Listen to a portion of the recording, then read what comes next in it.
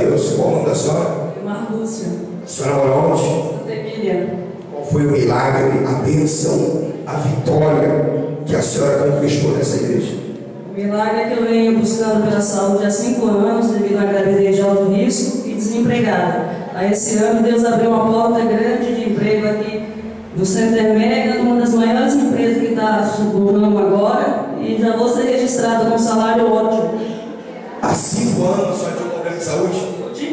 Aí impediram de trabalhar porque eu tinha canseira, palpitação. Aí buscando, Deus me operou e agora me deu esse emprego. Há 5 anos sofrendo, pessoal.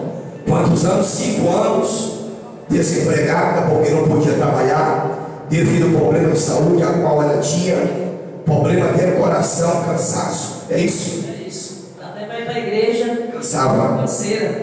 Não podia trabalhar. 5 anos com a vida amarrada. 5 anos com a vida amarrada. E aqui nessa igreja? E nessa igreja. Recebeu. Recebi. Então vamos aplaudir bem forte. Deus abre portas. Aonde não tem aonde, pessoal? Portas. Então não desanima não, pessoal.